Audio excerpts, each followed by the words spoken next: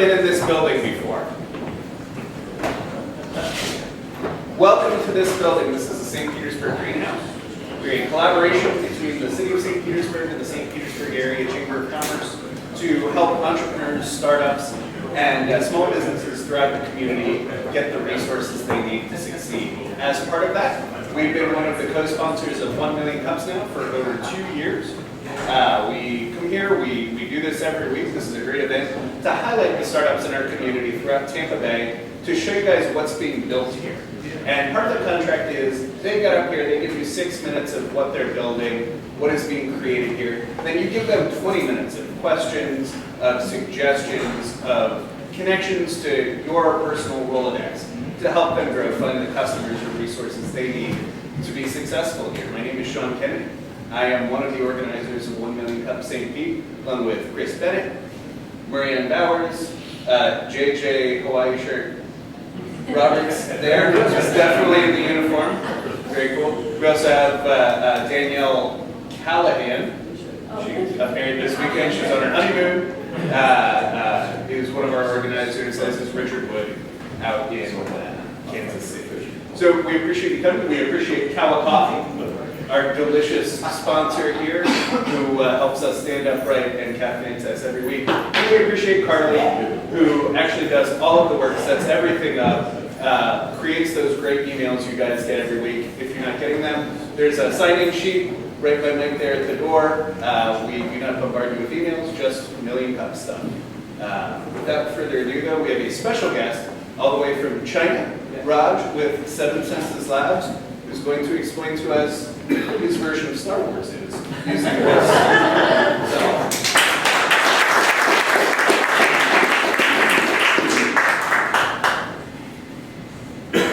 So 6 minutes starts now.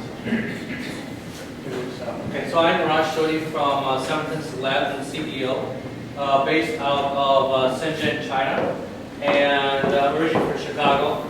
And wanted to come and have an opportunity to talk to you about what we're doing and how artificial intelligence has not only been a phenomenon here in the U.S., but also is globally taking a hold of, making making robotics much more interesting. And so I thank Joy and Sean and others from here to help to allow me to speak to you today. So our company is focusing on making education smarter. We're bringing robotics and AI to the hands of families and kids so we can make interesting ways of experimentation and learning for any child available at an affordable cost. And our target audience right now is ages 4 to 7 years old. We're targeting preschool, early ed, first grade, second grade, and slowly we will adapt to, as the child grows, the robot also continues to learn with the child. So, recent article, this was from the China Daily. I was publishing that along with Google and Apple amongst others. So it was a blessing to be part of this. We talked about why and how AI is going to be playing a bigger role in people's lives. You use it for Siri, use it on Microsoft's platform, Google Now.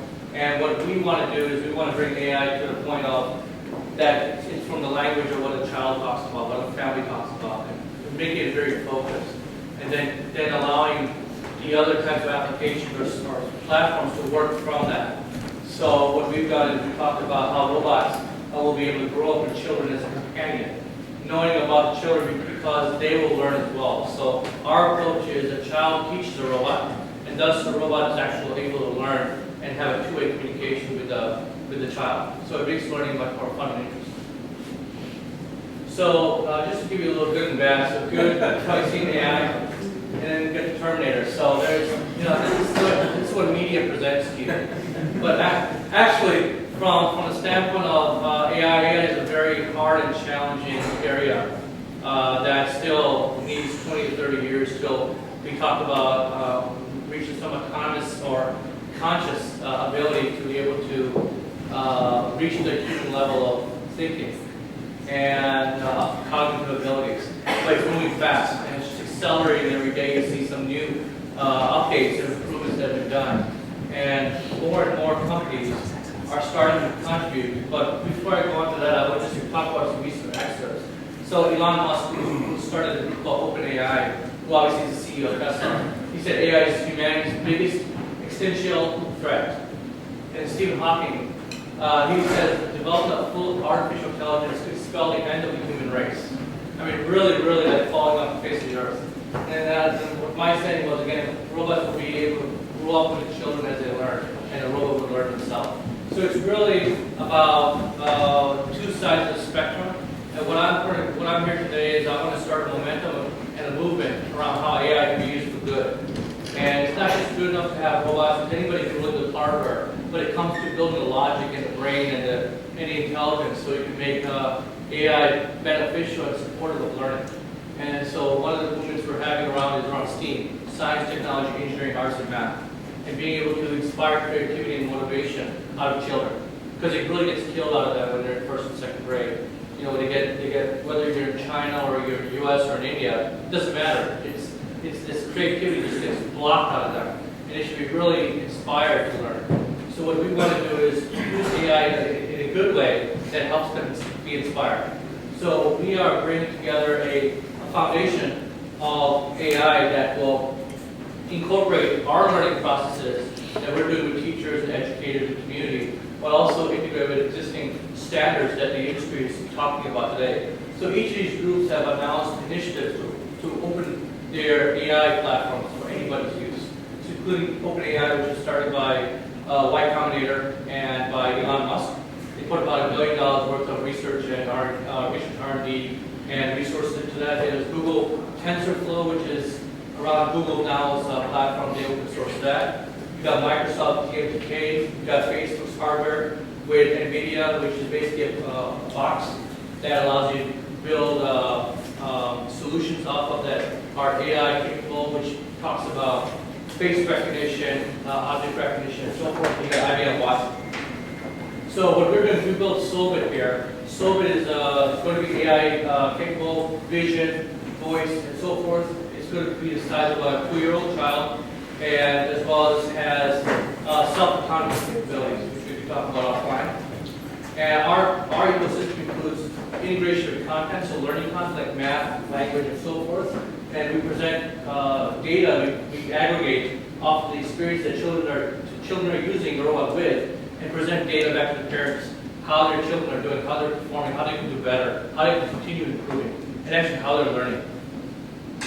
So we want to use AI to be able to help children learn and contribute back to the community. So if they're learning math, if they're learning about words, images like cats or apples, they contribute back to a community level, AI level. So all the different robots that come online, they can share amongst each other.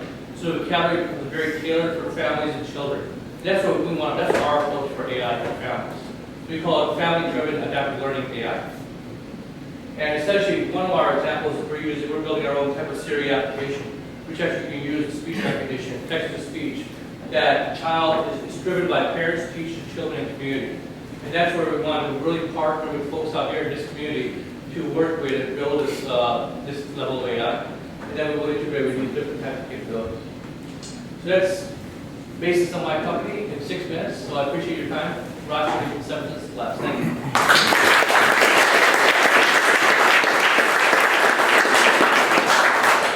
I love the product. I'm just curious if there's been any exploration of using this robot and AI to preserve culture. And I'm going to give you a specific example. I have lots of Indian friends that I trained with out in California. When you come from another country and you're living in America, and perhaps or any country, and you're living in an area where there's not a lot of people from your part of the world, is this a tool to help preserve part of that culture, or could it be if it's not already? And I specifically just think of, this is going to sound weird, like language. You know, there's certain things that are found in certain parts of the world that are not in other parts of the world. So you can preserve those words and create your culture wherever you are. But not just that, foreign languages. And I know that like young children adapt and learn foreign languages much earlier and better, and they retain them their whole lives. So my sister's an opera singer, and she sings in like 7 languages. So I just know, you know, the earlier you bring foreign language into a home, and this seems like an amazing device that's available 24/7 that can just support support those type of things in such an amazing, creative way. There's two main points to that. There's really I love it. There's two main points. One is in China, one of the problems is the way children speak English and the way their accents. They need a lot of improvement on accents. They can gain self-confidence, but they can't improve any accents. This attaches to them as they move to adulthood. And what we want to do is help them understand accents by either its telepresence using the robots or actually some user interaction that occurs. So accent is one. The second is being able to in every single part of the U.S., there's a different accent that people are speaking, whether you're from New York or from California or Chicago or someplace like that. And we want to be able to have it geographically centered as well. Where you might be in a certain province in China that has a certain different language dialect than the other part of China. So we can have very geographically centered dialects like that. And that's the ability of having robots.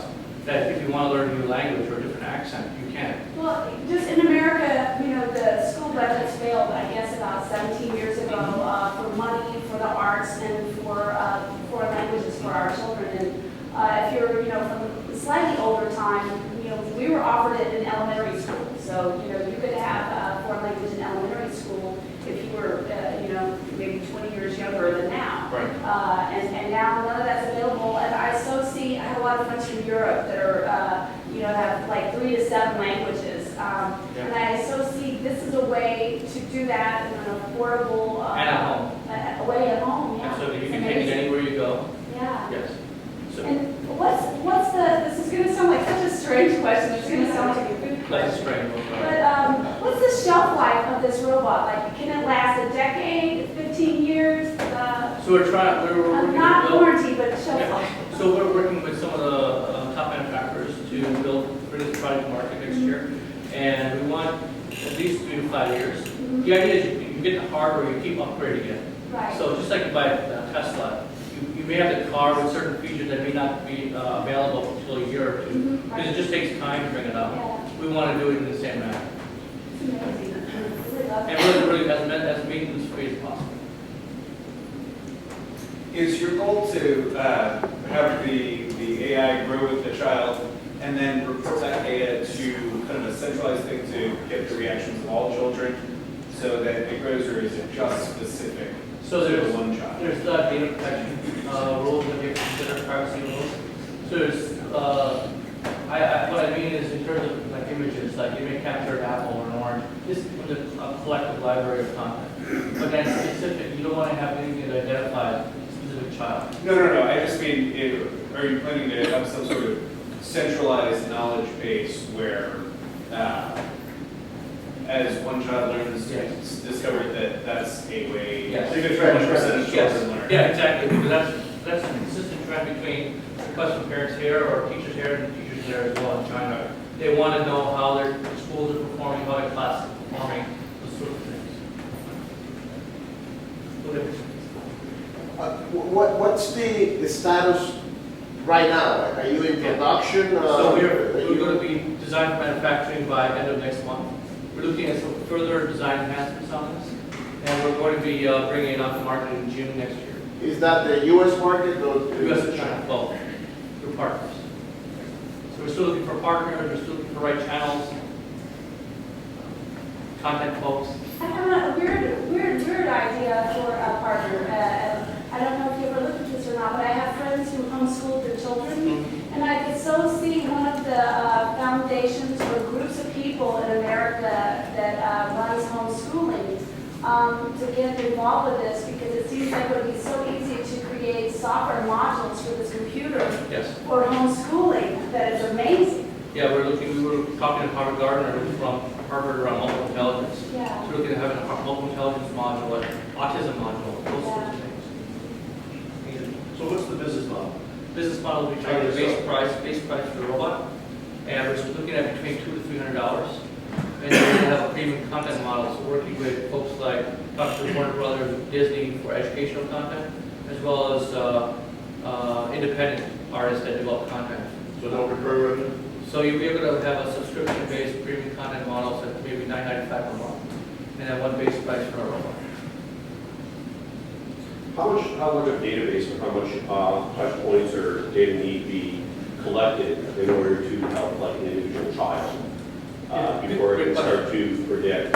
Great question. It's static AI, right? Yes, we're training, we're doing an ongoing model of training our robots. We're building some algorithms that keeps crawling the web. So we're using data from the internet, but we're also building data that we're aggregating from classes or from kids themselves, or even ourselves. We're sitting, actually, when we started, we're sitting in the bar with all these flash drives to show you here.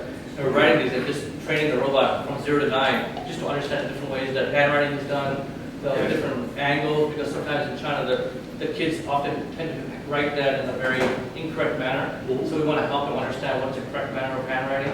So it can help in that sense. Okay. But we need to have as much data as possible. So that's why we want to make this community available to anybody to access and support. So it learns as it goes? Yes. So, you know, it may take like 6 months to Yes, produce benefits for a 5-year-old child? possibly. I don't have any specific data and results on that, but like for example, we have about 95,000 Chinese characters we're learning on this, as well as thousands and thousands of English vocabulary words. That's going to be part of the system. But then that every night you may, as long as you go online, we'll synchronize and get the latest vocabulary. That's the plan for our launch. Do you have a Montessori model? We are talking to Montessori, so that's, we may not license with Montessori, obviously, because one of the reasons is the cost, but we will, that's one of the directions we're looking. They have a very hands-on approach to learning. I would check out Neurosmith and Leapfrog. Those would be two companies, their competitors. And Neurosmith, actually, I mean, they're Especially talking to partner with them. good because but their price point is much higher than yours. Yeah. So folks like Navi and Leapfrog, those are And a lot of colleges in Neurosmith, there. Neurosmith is really high end. How do you compete with the iPad? We complement to the iPad. We don't compete with them. So our one of our initial investors is from Apple. So he ran the education business unit in China. And so we see us as complementary to them. So every parent who are there at least has an iPad. And kids have easy access to the iPad. So this would integrate content that lives on the iPad already. We're not trying to replace a tablet. Sure. We're becoming a companion to the child. In that case over there, kids are very lonely because of the one-child policy. So they see us as a way to talk with, speak with, relate to, identify with. And so here it's more of a learning companion. So the use case, the customer journey may be a bit different, but it's complementary to the existing tablet solutions. Really very, very ambitious. I missed your first few minutes. Could you are you from Tampa Bay? Is this a Tampa Bay initiative? I'm from Chicago, but I'm looking to build a base out here. So here I'm China right now. I am from China right now, yes. So basically I'm looking for partners, raising money right now, raising content partners, looking for the right relationships. I want to build a base out here. Why have you selected Tampa Bay? It's just, I've known Joy for about 15 years. I have a number of mentors, other mentors here in the Tampa Bay area, Sarasota, and I have some of my team members that just happen to be in this area of Orlando. So it just happens to happen to come here. So the universe is brought me here. Great. I mean, that's fantastic. One thought is I can't even buy a phone for $300. Yes, sir. I could really build this thing for $300 Yeah, it's about 10,000 minutes. and not lose money on the initial. So one of our partners is JD.com, which is like Amazon in China. They're about 125 million customers, and they're managing our supply chain, our logistics, our customer support. So we're focused on R&D. So having the right partners and manufacturers, we can really maximize that. How long does it take to build one? I'm sorry. So our production time is going to be about, I'd say safely 2 months. So Raj, I know that the previous company to this, iMedia, right? You Yes. created a lot of content, and Yes. actually that's how you established a lot of the education partners Yes. in the US. Can you talk a little bit about the 3D printing aspect, Yes. kind of certification of what you can do a little bit, Yes. besides just what people see there? That's a great question. So what we don't have right now is the arms, and the arms are going to be extensions to learning experiences. So you might have ways to project a lesson that the teacher wants you to view using a Pico projector that can go into the arm. You may have a grabber that grips something, so you have like an experiment, whether it's science or math, or you can do programming, you can code a robot to do certain things using Scratch. We're looking at working with folks like Autodesk to develop libraries of extensions that children can download from the web and be able to use 3D printing as a way to build those arms, but put those pieces together, put the sensors in there, and have some operational components that work with the robot. So that'll be on a subscription basis. We're going to do it with kids in schools. So that integrates, that gets hands-on in the classroom or at home. It really gets, some tangible results that parents are excited about. What operating system for the content? So we chose Android as the operating system for this, and we're using components of ROS, which is Robot Operating System, on top of that, because there's a lot of Android developers globally that we have access to because of this. So how are you going to integrate? You just said that you were going to integrate it with the interface with the iPad. Yeah, so we have our SDK we're building in Unity. So we're building our software development kit in a Unity platform. Unity is a development environment that has been traditionally used for games. And what we're doing is we're building our APIs, our interfaces in that. So it doesn't matter whether you're building a game in iOS or Android or other platforms. We build a conduit, the workflows from Unity, and then you just run it once so you can connect to these different applications. And there's certain expressions. For example, you see certain expressions. Each expression would be determined based on how you actually perform on a certain education app. So if you perform well, you'll get a smiling reaction, you'll get probably a voice reaction or movement. Those are all done through the SDK. So it's independent of what the content is living on. I see this as a great, I have grandkids 5 and 7, so I see this as a great opportunity, but mainstream kids, well, what about, for instance, my grandson's deaf in one ear, what about accommodations for kids outside mainstream? Well, we've been doing a lot of experimentation with that. We've spent a lot of time in autism centers, especially in Shanghai, and learning what instructors need to help with kids that either have lack of focus or they're just afraid of adults. And we spent a lot of time together in environments and working with children like that. And they just have challenges, but I think we can help them. We can help them identify these challenges for solutions at an affordable price. That's the idea. Not having an $8,000 robot that nobody can afford. So definitely kids with autism, cerebral palsy, blindness, being deaf, those are all areas we consider. Any work with folks at Khan Academy and Duolingo? Duolingo is a very AI-oriented thing. We actually competed in the competition, so I'm very familiar with Duolingo. Sound Khan was on my team at Oracle, so we know each other. But that's something that, from the standpoint of the math, we've been working on very simple math for young children. Because one, it helps us build the vocabulary set for this, but also at that age, you're not learning as many things. So content down the road will be good for content, but right now we're just building slowly but surely. We have a lot of artificial intelligence software, hardware, robot, the U.S. market, the Chinese market. You've got a lot of things going on. Yeah. You could boil it down to, just something a little bit more narrow. And is it that this is the robot we're going to have done in a couple months? It's going to be up in the stores here. I don't help me bring it all together. I guess and ideas from all over the place. What's your objective? What are you working on the next 3, 6, 12 months? So we are going to be crowdfunding this in the March-April timeframe, and we want to provide such a simple package that all you turn it on, you set up your profile, and you start learning. The AI part of aspect is more of a fun experience. It's like, for example, when you play an Xbox, you join on your Xbox network. There's a lot of things happening behind the scenes, but the only thing that the person is experiencing is actually to play with the game. The same manner we're going to be launching our robot. And we're looking to launch it with certain partners here in the U.S. We'll be announcing. So I guess just as a follow-up, you said you're crowdfunding. If you have an existing investors now, what's the situation there? Yeah, we have some investors. We've been doing a free angel round. Besides the only money that I've been putting in, we have folks from Intel and Apple and JD.com, which is in China. We are crowdfunding. We're looking at either Indiegogo or Kickstarter, or even we're looking at a product placement with with folks in LA to do independent crowdfunding. Not 100% yet sure of the complete execution. I did have a question, which is, what do you see with the 6 to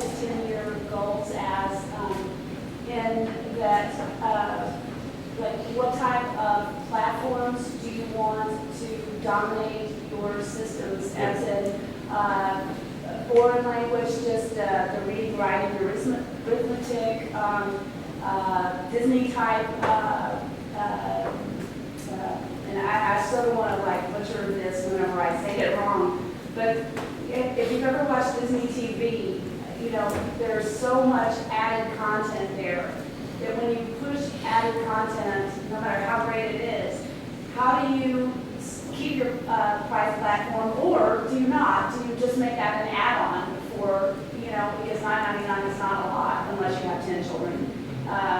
You know, do you see a pricing platform where people pay extra for extra added services? Yeah, absolutely.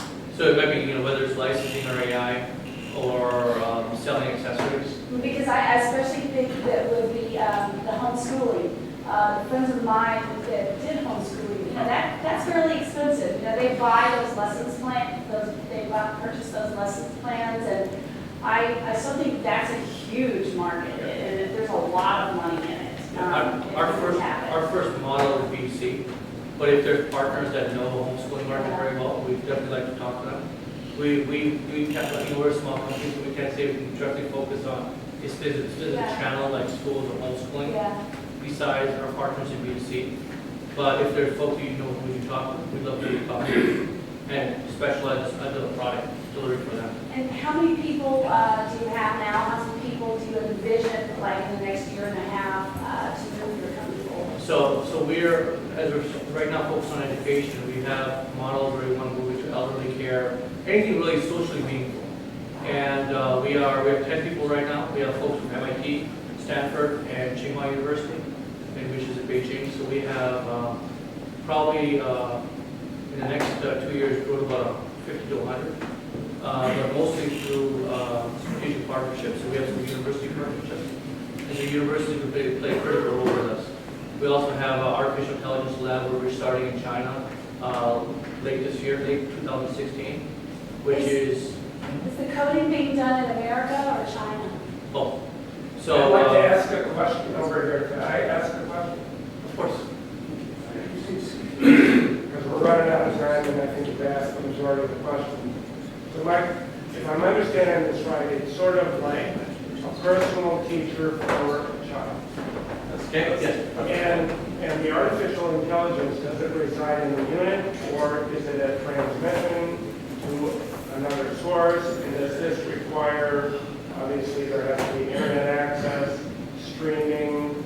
What's the infrastructure that's driving this? Sure. So from the standpoint, basic usage can be done offline. And if you want to obtain view data, like community contribution vocabulary, you have to be online. And from an online standpoint, we've been talking to telcos that want to potentially offer this as AT&T or Verizon or in China Mobile.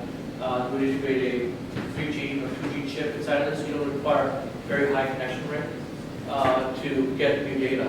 But we do want to do streaming. The streaming will do over Wi-Fi. So it's a multi-tiered system, but at a very simple level, you can use most of the capabilities offline. Because most schools don't have very good connectivity. Most schools. I appreciate the decision to use Android. Help me understand security, because Sure. my phone can't case my house and report that.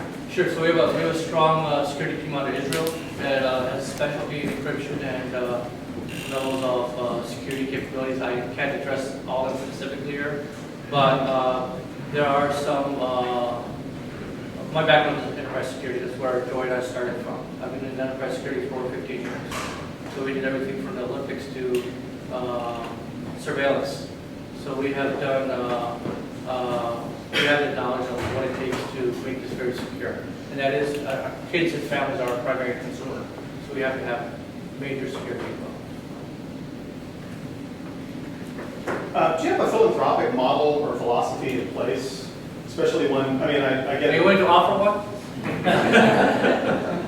That's right. Well, no, it's a great idea if I've got $300 or whatever your final price point is, but I think it's also a great idea if we can find a way to get some of these into the hands of people that don't have $300. Absolutely. And a better idea for you is if you can tie that back into your marketing and some sort of comms Obviously, it's kind of tough to give one away for free, but, you know, they've made a lot of money off of giving one away. I'm all for it. I'm all for it. If you expect, I can match up with organizations that can support this kind of model. I'm completely open to that. That's our target. We want to be able to reach any child out there, besides the price. That's what we want to keep it as low price as possible. But if there's other value we can offer with partners and sponsors, I'm all for it, as long as they're appropriate for the business. All right, I figured like I have to ask this question. How can we as a community help you grow this business, hopefully here in Tampa Bay? So helping me identify all those questions I asked, like, you know, as a small company manufacturing out here, finding the right content partners, finding the right education folks, you know, from teachers that want to support us building integrated curriculum with this, to getting it into classrooms here, getting pilots, getting investors, getting philanthropic organizations. I mean, those are all the things, the ingredients that need to come into place for us to be successful.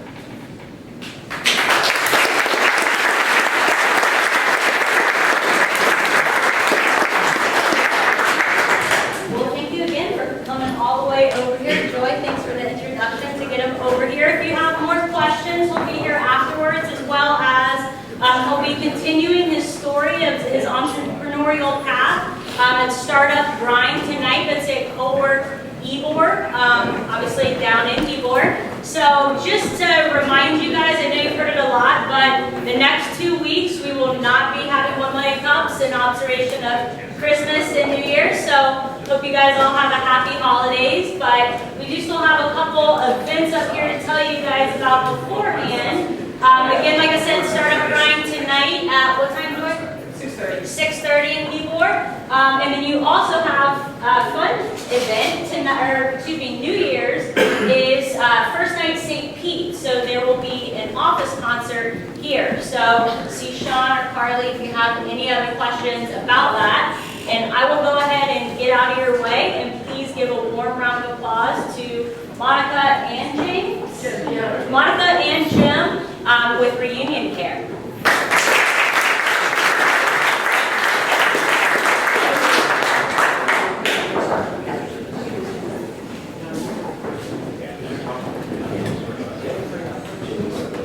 Well, who would have known today we're going to do cradle to grave? That's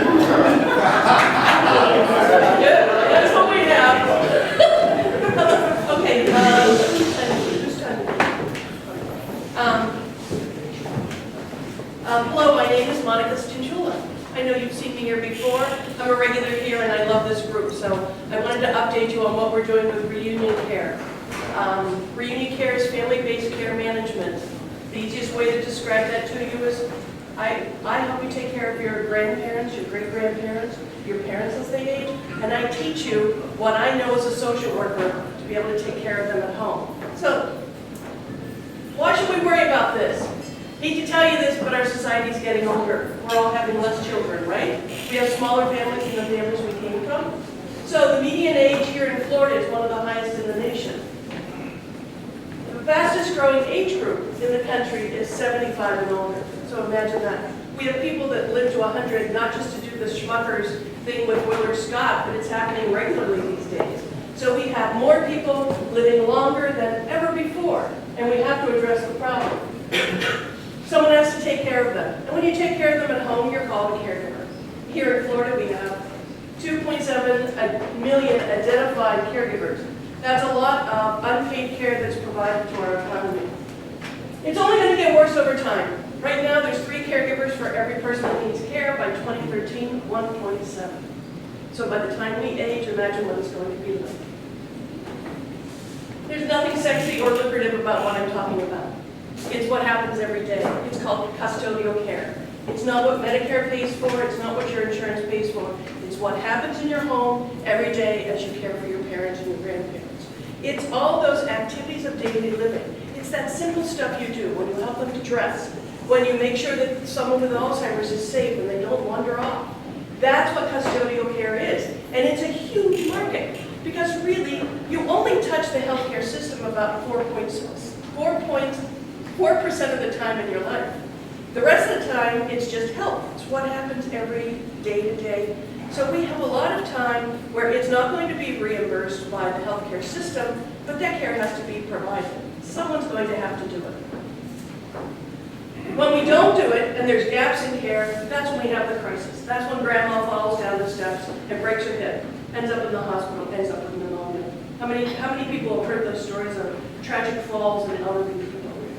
Our bones get brittle as we age. We're not safe anymore, and we need to make accommodations for that. On top of that, particularly here in Florida, we have a severe shortage of social workers, geriatricians, anyone working in the aging space. So someone has to pick up the slack. And that's what we do. So we'll give you a brief overview. Jim? How do I do over to the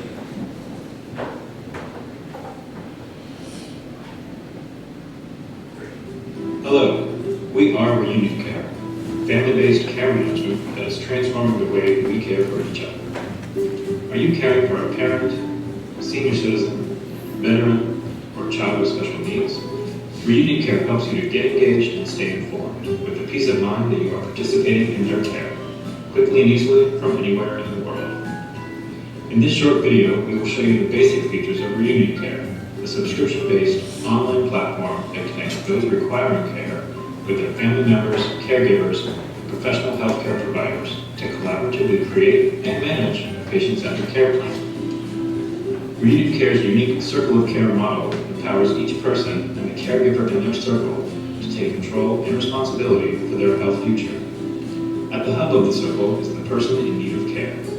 Radiating out from that center are the family members, in-home care staff, medical teams, and other caregivers, each of whom have some responsibility for the care of the person at the hub.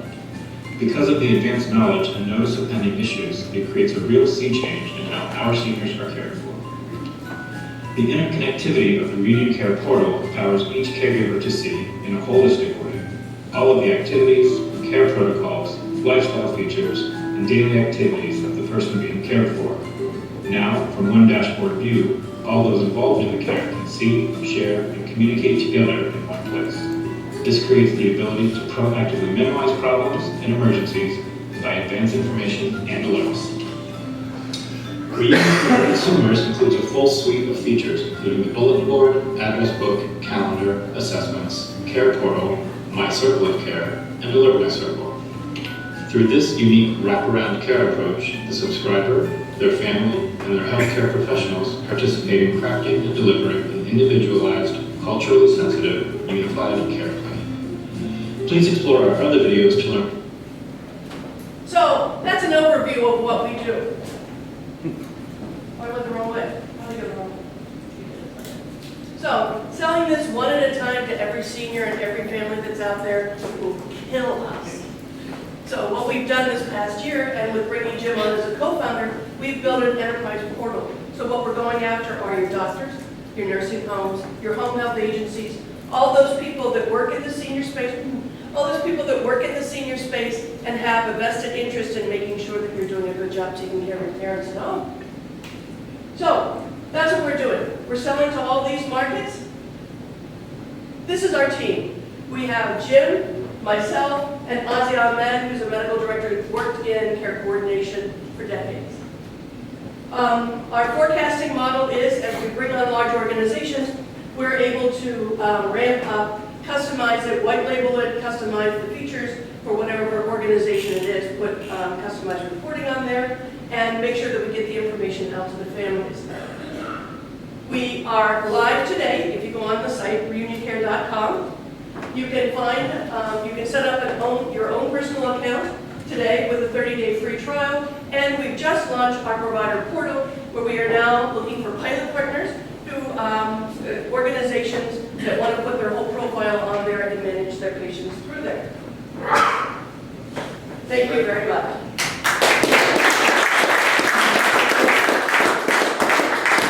Yes? You talk a little bit more about your revenue model, how you make money, how much it costs, who pays. Yeah. Yes, thank you. The senior market isn't one where you can charge a lot of money. You know, you have to keep this low cost. These are people on fixed income. And the caregivers that are doing it, remember, they're doing it for free. So our price point is for a subscription, for an individual subscription, is $4.99 a month.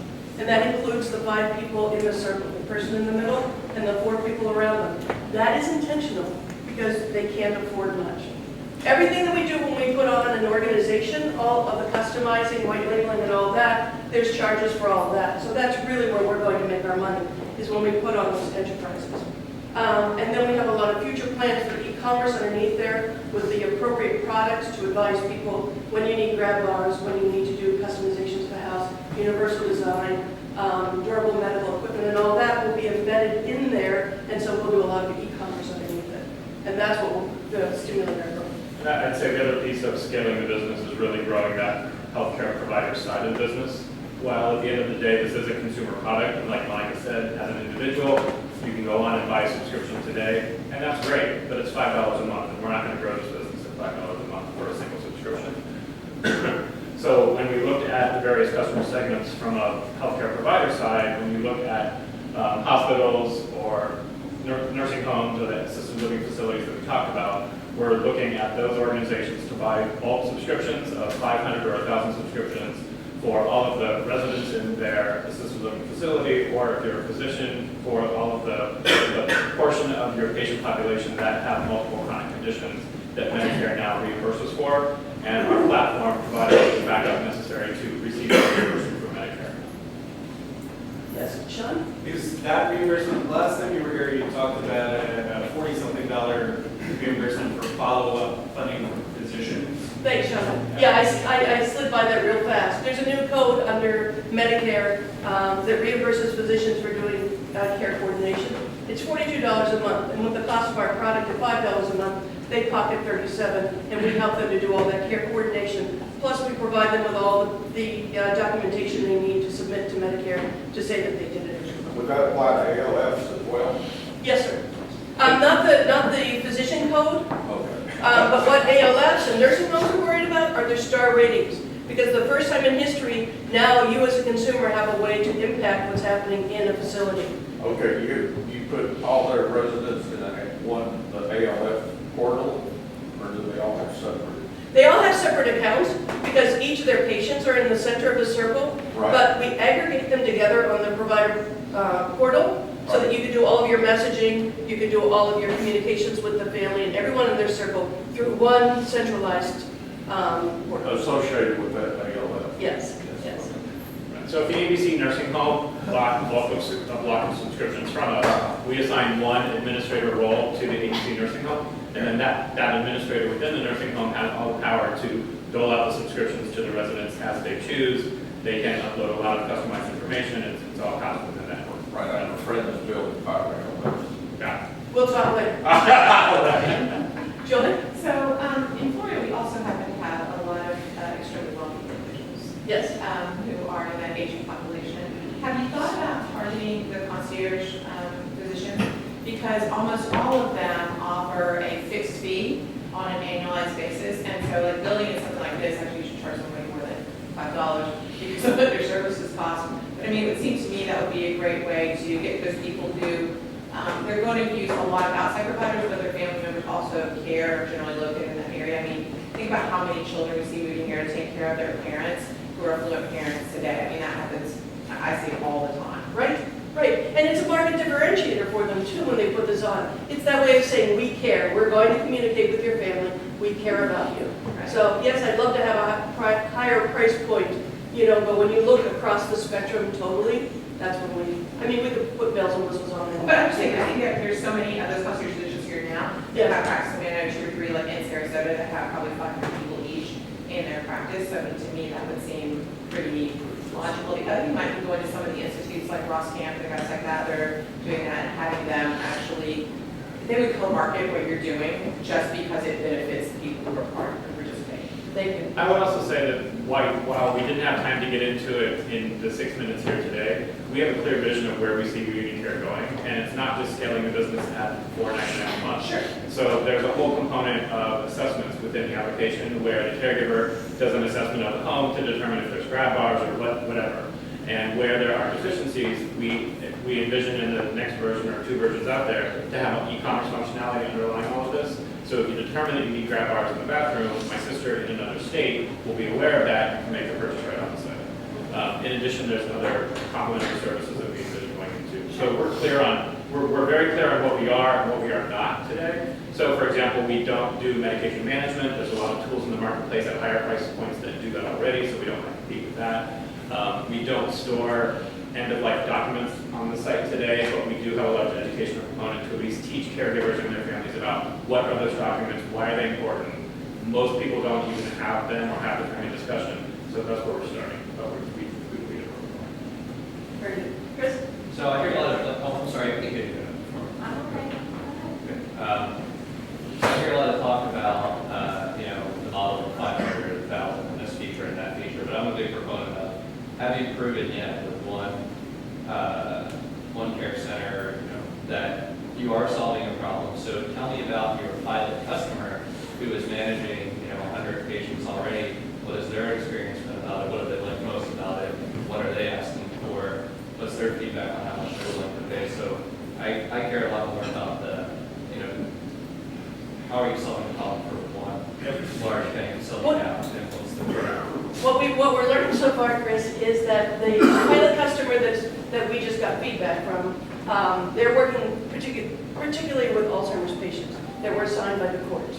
And so what they did is a lot of the features that are on them, they turned them around so that their staff are using them as part of their regular care plan. So all the assessments on activities of daily living, orientation skills, home safety, and even the care plan, they're turning that over to staff. They're using it really as a clinical tool, which is really cool. And then they feed that information out from there. But remember, these are court-appointed patients, so it pretty much is more of reporting for the court and the attorney that's governing them than it is going out to the family. So that's what we're learning so far. It's neat that our features are being used differently than the way we perceived it.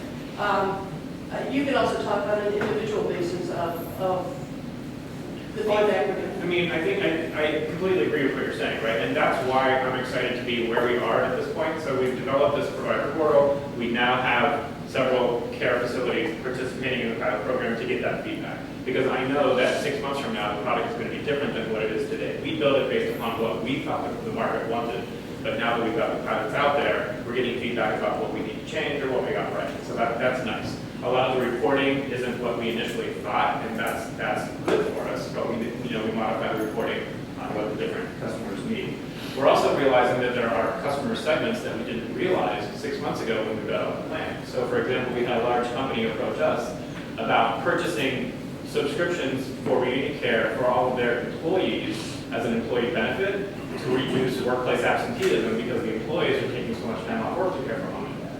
And we didn't really think about that at the beginning. And so the whole EAP market is one that we hadn't thought about 6 months ago that we're approaching. Yes. Well, I actually have 3 questions. So the first is, I assume that you are mobile and tablet friendly? Yes. Okay, great. That's really important. The second one is, I was just curious how you're handling HIPAA compliance. And the third question is, who are your competitors? A lot of our competitors are caring.com, all of those that are more service-based. It's not so much about aggregating data, it's more about providing the service, and that's where we differentiate ourselves. We're not providing the service, we're advising you on what you need to do to find those services.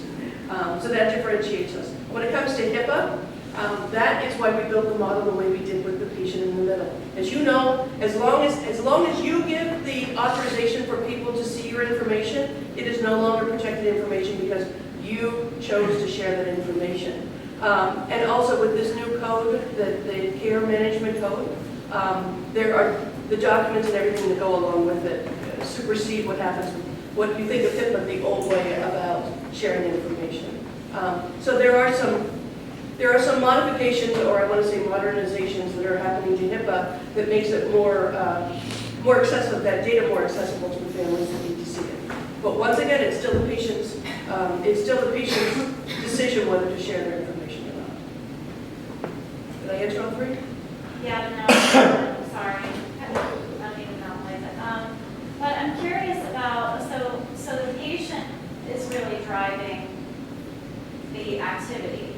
The patient is at the center of the circle giving permission. We're not deluding ourselves that a senior is sitting there on the internet and doing a lot of That's what I'm getting to. Right, absolutely. No.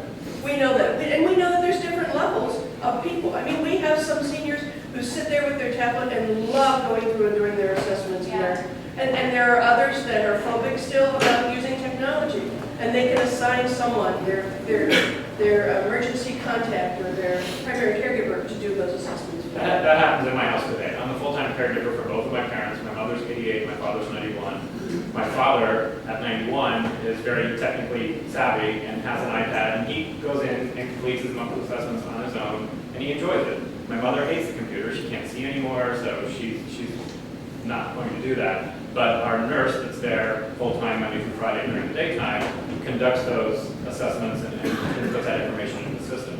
And then my 3 siblings, who all live out of state, get those notifications. And so when they do the weekly phone call, they're able to have conversations like, oh, I see you went to the cardiologist last week. I see you're going to physical therapy next week. Oh, you went to the theater on Sunday. How was it? And so they're much more informed about what's going on with mom and dad as well.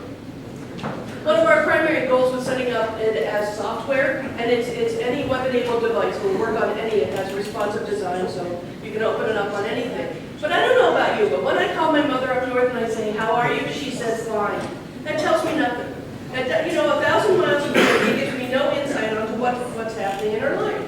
But now I can go in and I can see. She should have gone to church on Sunday. She got her hair done on Tuesday. She went to book club. I can have a conversation with her now and say, Mom, how was book club? What are you reading now? And keep her engaged, because social isolation in seniors, it's like cigarette smoking. It'll kill you. It's really terrible when seniors become that isolated and feel that forgotten. Lots of things drop off at that time. So our goal with the Circle of Care is to keep all of you involved with all of your aging relatives, wherever they are, so that when you're driving down the road, when you pick up the phone, you can have a really meaningful conversation with them when you stop at a traffic light. Yes, That really helped a lot, the personal side of it, and actually instead of just the technical side, is I'm working with young people with autism, and I'm hearing with families, their biggest fear of letting their young adult with autism be independent or live on their own or do anything is they want to know. They're so fearful, they got to know what they're doing, what they're going on with. And if they had something like this, I totally see the freedom that it's not only going to give the individual and the elderly or whoever they're caring for, but it's going to provide that sense of security for a person to let go of it. And so it's going to be huge for autism. Great. Yes, you've been very good. As insurers are recognizing the value of preventative care, I see, at least my own health insurance, starting to do more online, more tools available. Are they competitive threat, or are they a possible white label opportunity? Oh, they're a white label opportunity. That's our medical director. He was the national medical director for United Healthcare. He did the first study on telephonic nurse care management. So we've already proven the model on the insurance side. We've now made it for consumers, and no, that's who we want to partner with in the end. Well, I was going to talk about the insurance side of it as well, but also the home care organizations now trying to keep people out of the hospital. But I'm wondering, from a physician and healthcare provider, I've been at this for like 8 years with a relative, so I see the value of keeping all the non-healthcare professionals on the same page. Yes. But the healthcare professionals, what's the reaction? Just one more online system? I already don't like the electronic medical record. And now you want me to log on to yet another one. We've intentionally built it on .NET so that it's interoperable with what they're doing. And so we can build APIs to log into their system at those points where we need to. And that was intentional in our design, so that we can just merge right in. You all have patient portals, right? How many patient portals do you have that you have to log into individually and do these things? There's no community portal. There's nothing that brings that together. And that's our intention. It's like, nah, I'm not going to do 8 different sites and remember all of those usernames and logins and so forth.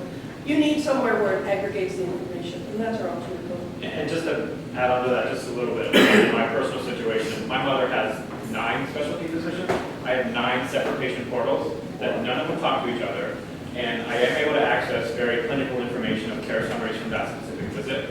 And we're not in that space. We're not competing with that. We're not talking about that. But because of this new CPT code, the reason why the doctor would care and would want to be involved in something like this is because of the new income stream for him or her with the new CPT code. When you look at the national averages, it's about $250,000 of new revenue streams for a doctor, which is why they're interested in talking with us.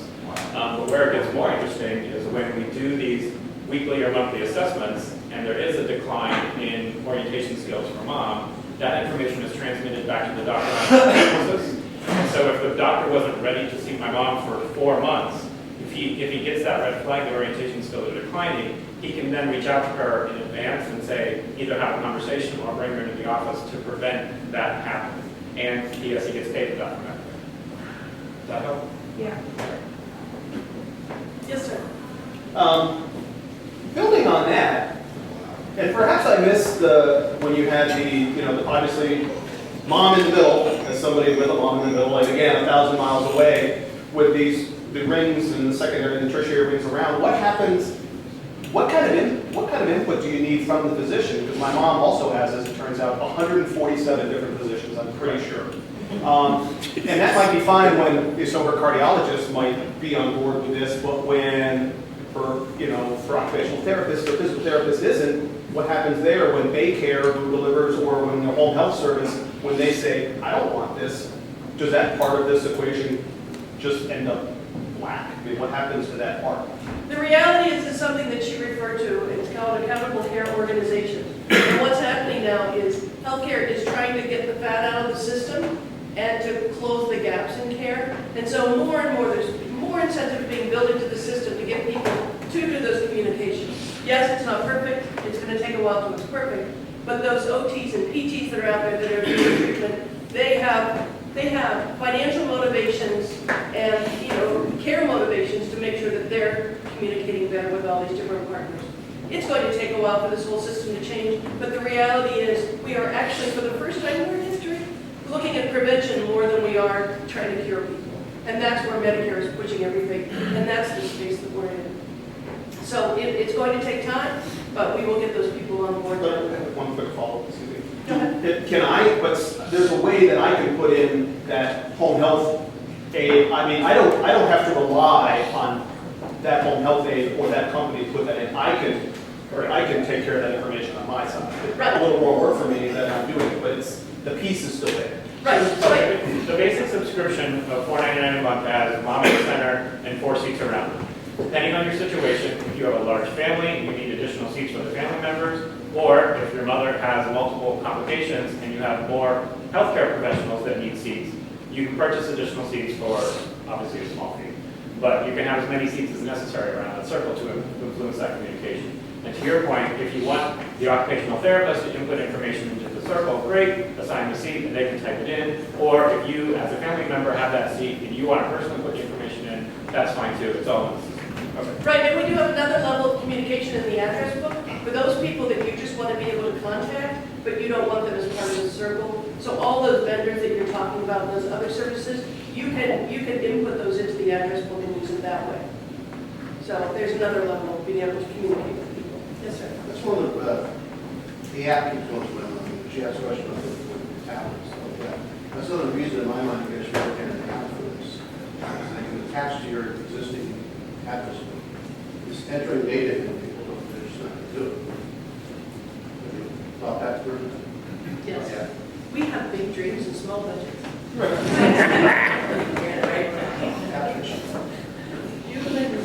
Just super quick comment. I wanted to reiterate what came up a couple times. Is hearing the story, the possible story of the daughter lives 1,000 miles away. If you haven't thought about it already, I just really want to insert into the conversation that you should do video in your marketing strategy. You need a video in your marketing strategy for that. Thank you. Thank you very much. Yes. Two things. One is, it seems like since you're focused on the software, not the actual hearing, right. Your competition will be companies like WellCentive and the others that are doing the care continuum space. Right. Not the ones you named that are doing. And the $40 that the doctor gets for a follow-up care after hospitalization or whatever, all the EMR systems are going after that same $40 by adding on extensions to their their software to go into the care continuum past the plain old medical record. So it seems like there's a couple extra competitive I agree. locations. Timing in this market is everything. 2 years ago, the timing was too soon. The timing is right now. The market is right now to be able to do those. And you know, we're looking at collaborations with different hardwares and softwares because you're right. There is a lot of activity in this space right now. And then just to follow on about your video comment about marketing and advertising, the personas, I think whether they're real life examples or made up stories of scenarios that could be possible, I think putting half a dozen personas on your website to understand different roles that people could play and what the benefits are out of each one of those. Thank you very much. Thank you. Yes. So, Monica, for the last time in 2015, how can we help you grow reading? I feel honored to be able to answer that question, Shauna. What we're looking for, any connections that you have, help us out. Help us out to get more introductions here in the community. You can find me at monica@reunioncare.com. Please shoot me an email. Let me know if you want to sit down for coffee, who you can make introductions to. We need your help. We need your help to grow the business. Thank you very much.